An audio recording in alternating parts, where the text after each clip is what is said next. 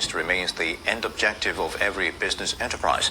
Wealth on its own, they say, goes beyond the acquisition of money or some other pecuniary benefits, but includes factors of production and ability to plow back or further investment for the purpose of meeting the fundamental needs of man.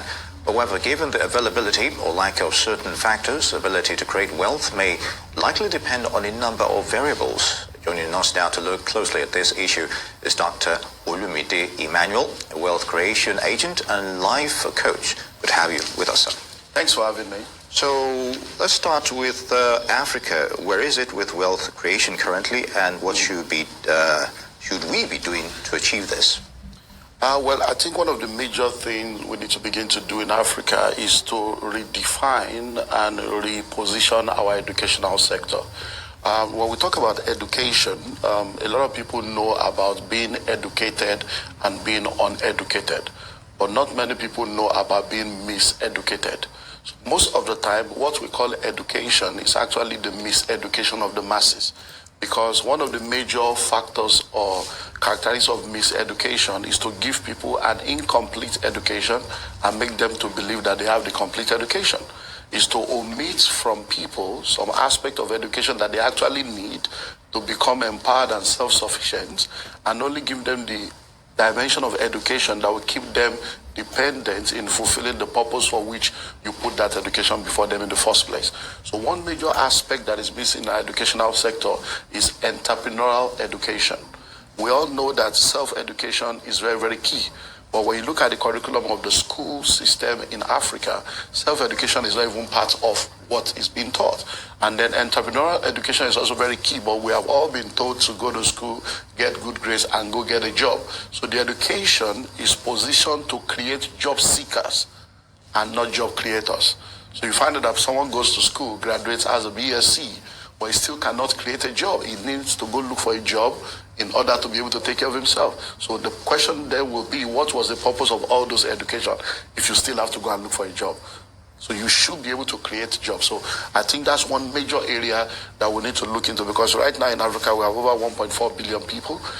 About 70% of them are below the age of 35. So we are a young continent. We are the potential to become the greatest continent on earth. And I believe that that is where we should be looking at.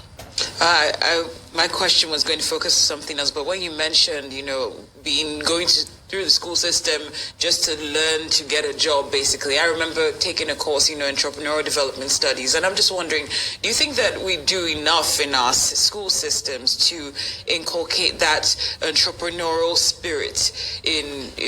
We don't do enough. Well, some private schools are beginning to put that, because, for instance, in the last decade and a half, we've been pushing that, and we have a lot of private schools, private universities, organizations that have set up what they call entrepreneurial academies and all stuff to try to bridge the gap. But when we talk about the mainstream educational sector, it's not being done enough, and that needs to come in from the elementary level. And once we begin to catch them young and begin to introduce it to them in modules, people will grow up recognizing that, look, I don't have to go only in this route. For instance, a lot of people don't want to go to technical schools.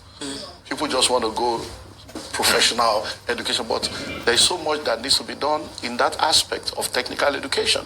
But people think it's an inferior kind of education just because of this miseducation issue.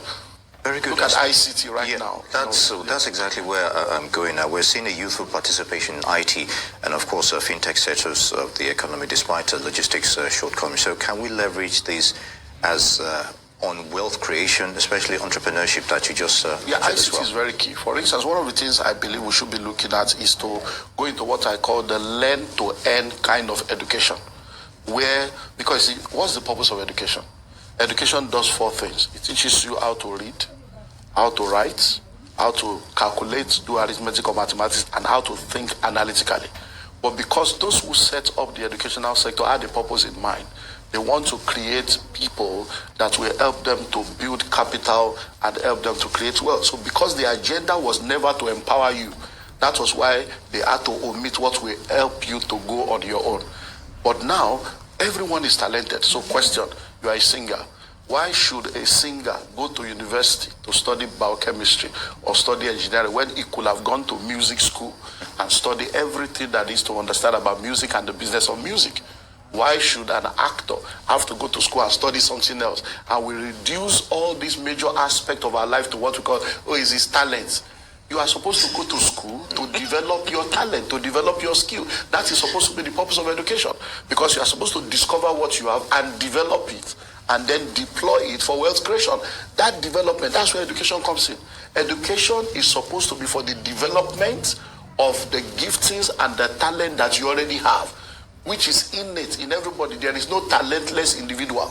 But you see people, they will go to school, study biochemistry, study engineering, become an accountant. Then later they say, no, I'm not feeling fulfilled. And I decide to pursue my passion. And then become billionaires and millionaires. That passion is what you should have done in the first place. You didn't need to go through that other route. But because the miseducation is massive, I'm telling you, it's massive, that people cannot even think outside of that. And when you see someone that did not go through that forward of a school, we call him an illiterate. You see someone, let's say for instance in Nigeria now, you have people from the East, they have what they call the apprentice system, which has become a global template that even Harvard is studying the Igbo apprentice system. Whereas when someone did not go to school and he serves under the Igbo apprentice system and he goes 5 to 7 years under his master and he's settled, you call him an illiterate. He didn't go to say that an illiterate, but the illiterate will start a business and employ you, the chartered accountant, to be his accountant. The illiterate will start a business, become a billionaire, and employ you, a chartered accountant, to come and manage his account. You cannot even charter Uber or charter a plane. So we need to understand that that is something we need to begin to look at to help people in Africa.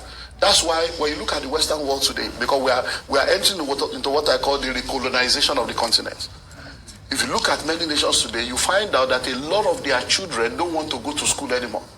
Why? Because they have realized that, look, I can be a sports person, I can make money, I can be a musician, I can be a comedian, but everybody cannot be a musician, everybody cannot be a comedian. So where will the pilots of tomorrow come from? Where will the surgeons of tomorrow come from? So we are not saying that academic education is not required, but we are saying that we need to redefine it and have holistic education that I call the 7-star education, which is complete and holistic, so that people can have options, so that when I want to become the best version of myself, I'm not limited to having to go through a university system. Because in the world we live in today, the world is fast changing. By the time you resume into the university, the world you were in when you resume will no more exist when you graduate. By the time you graduate, you are graduating into a different world. And over 80% of what you learn in the university is useless in the real world. So why not strip off all the things that doesn't work and give people the exact education that will help them to develop their skill and then come into the market and become job creators? Because all over the world, the job of the government is not to prosper you. The job of the government is not to give you a job. Their job is to create an enabling environment, put infrastructures in place, and put policies in place for you to start something and become an employer. All over the world, it is small businesses that grow the economy. And that's what Africa should begin to look at. Key point, enabling environment. I want to bring this back home to Nigeria. Yeah. Do we have an enabling environment, considering the Nigeria of today? Okay. I'm talking ASU strike, I'm talking insecurity, I'm talking the economy.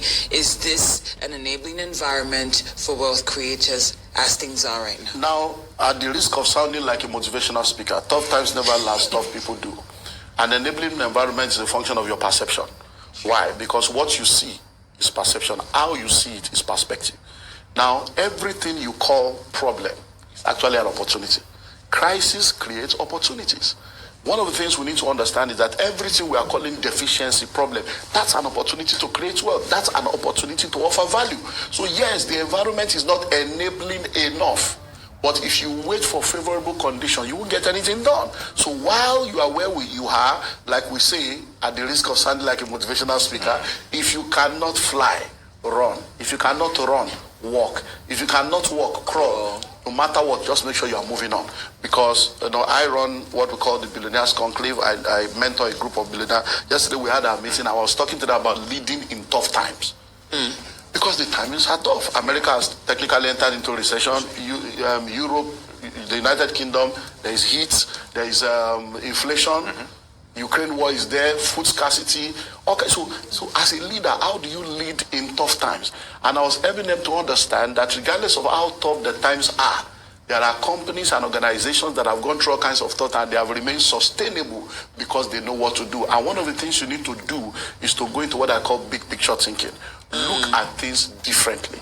If you are walking, if for instance, now if you are driving, every building around you looks big, but if you are flying, the building looks like a pebble. Indeed. So instead of you staying in the midst of that crowd and being swarmed by what everybody is saying, now the sound bites of social media, things are bad, things are bad, things are bad, why not go to a higher level of thinking and look at things with what we call aerial view? Because we keep selling the wrong narratives, and these wrong narratives keep programming us as a software that keeps us down. One of the major negative narratives that is keeping us down in Nigeria is that Nigeria is broke. It's a lie. Nigeria is not broke. This country is full of money.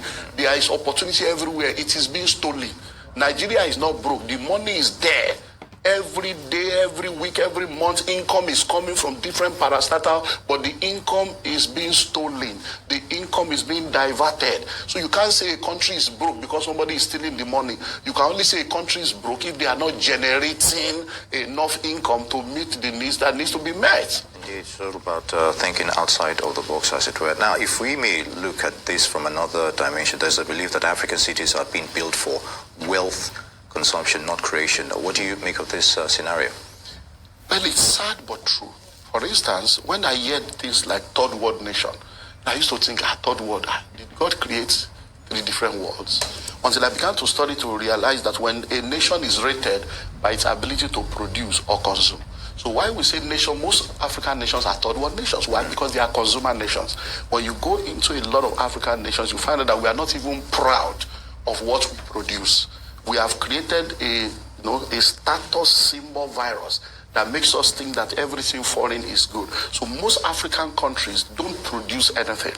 And instead of producing and processing, which is where the real money is, we have the largest natural resource in many of the African countries.